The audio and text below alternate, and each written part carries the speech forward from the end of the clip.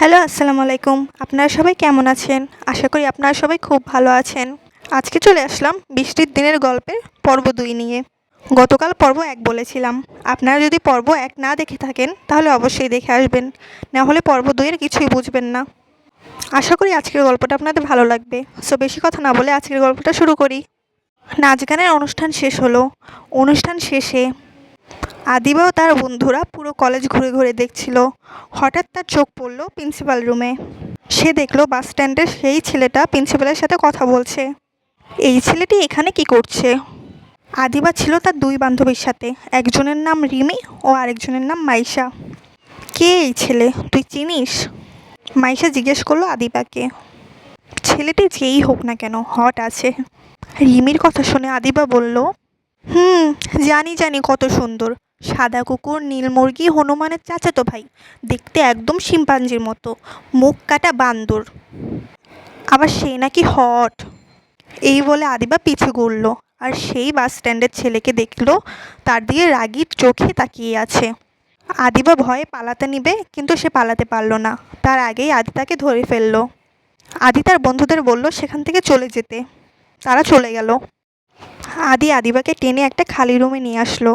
আদিবা সেটি দেখে ভয় পেয়ে গেল এবং বলতে লাগলো, আপনি আমাকে এখানে কেন এনেছেন? আদি প্রতি উত্তরে বলল, তোমার সাহস কী করে হয় আদ্রিয়ান চৌধুরী আদিকে এইসব বলার? You know who I am? Adiba বলল, আই অ্যাম সরি, আমি বুঝতে পারিনি আপনি পিছে এসে পড়বেন। এই বলে আদির হাতে আদিবা কামড় দিয়ে বসলো। আদি আউজ করে আদিবার হাত ছেড়ে দিল এবং আদিবা দিল এক দৌড়। আদি মনে মনে বলতে থাকলো, মেয়েটা পাগল নাকি? কিন্তু যাই হোক, মিষ্টি পাখি তো আমারই। তারপর আদি তার বাসায় চলে গেল। বাসায় গিয়ে আদি তার বাবার জন্য অপেক্ষা করছে। আদির বাবা আসার পর সে বলল, বাবা, তোমাকে একটা কথা বলার ছিল। আদির বাবা বলল, বাবা বলো।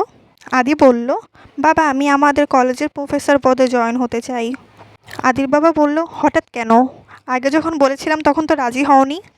আদি তখন বলল, হঠাৎ ইচ্ছে হলো তাই, কিছুদিনের জন্য জয়েন হতে চাই। আদির বাবা বলল, ঠিক আছে বাবা, আমি অনেক খুশি হয়েছি। পরের দিন কলেজে আদিবা নাচতে নাচতে কলেজের গেটে প্রবেশ করতেই যাবে, তখনই কারোর সাথে ধাক্কা খেয়ে পড়ে গেল। চোখ তুলে তাকে কথা শোনাতে যাবে, সামনের মানুষটাকে দেখেই তার গলা শুকিয়ে গেল। আদিবা আদিকে বলল, আপনি আবার এখানে? আদি তাকে বলল, চোখ কোথায় নিয়ে হাঁটো, হ্যাঁ, চোখে দেখতে পাও না? শুধু কি বকেই যাবেন? তুলুন আমাকে এক্ষুনি, আমি ব্যথা পেয়েছি না। আদি তার হাতটা বাড়িয়ে দিয়ে আদিবাকে তুলল। আদিবা বলল, থ্যাংক ইউ মিস্টার হনুমান। এটা বলেই আদিবা আবার দৌড় দিল। আদি তখন মনে মনে বলছে, আমাকে হনুমান বলা, সব কিছু শোধ তুলবো আমি, মিষ্টি পাখি। আদিবা চলে গেল ক্লাসরুমে ক্লাস করতে। আদিবার হঠাৎ ক্লাসের দরজার দিকে চোখ গেল, আর দেখলো আদ্রিয়ান চৌধুরী আসছে। আদিবা দেখলো সে তার দিকে তাকিয়ে মুচকি হাসি দিয়ে আছে। আদিবা মনে মনে ভাবছে, এই প্রথম আদ্রিয়ান চৌধুরীকে ভালো করে দেখলাম। চোখ গেল প্রথমেই তার চোখের দিকে। তার চোখ দুটি একদম ঘায়েল করা। তার সিল্কি চুলগুলো হালকা বাতাসে উড়ে কপালে পড়ছিল। তার সেই মুচকি হাসির প্রেমে পড়ে গেলাম আমি। প্রথম কোনো ছেলেকে এত ভালো লাগলো, কেন লাগলো অজানা। হঠাৎ আমার ঘরের মধ্যে প্রিন্সিপাল স্যার বলে উঠলেন, ইনি হচ্ছেন আদ্রিয়ান চৌধুরী, হয়তো কম বেশি সবাই চিনেন তাকে। সেই কলেজের নিউ প্রফেসর, আপনাদের ইংলিশ ক্লাস সেই নেবে। সবাই আদ্রিয়ান চৌধুরীকে সালাম দিল।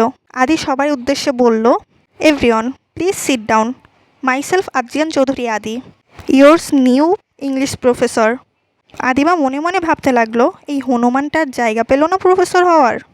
আদি তখন সবার উদ্দেশ্যে বলল, তোমরা সবাই তোমাদের পরিচয় দাও। একজনকে ইশারা করে বলল, হোয়াটস ইয়োর নেম? সে উত্তরে বলল, মাই নেম ইজ রিমি ইসলাম। তারপর নিলয় বলল, মাইসেলফ নিলয় আহমেদ। সবাই সবার পরিচয় দিল, কিন্তু একজন চুপ ছিল। আদি গিয়ে তাকে জিজ্ঞেস করলো, হোয়াটস ইয়োর নেম আলডিবার্ড? আদিবার দিকে ইশারা করে। আদিবা উত্তর দিল, yes sir, my name is Adiba. Adi তাকে বলল, tell me your full name. Adiba বলল, জি, আরজিতা রহমান আদিবা। আদি তখন তাকে বলল, ওকে, সিট ডাউন। রিমি আদিবাকে জিজ্ঞেস করলো, তোকে কেন এত কিছু আক্স করলো?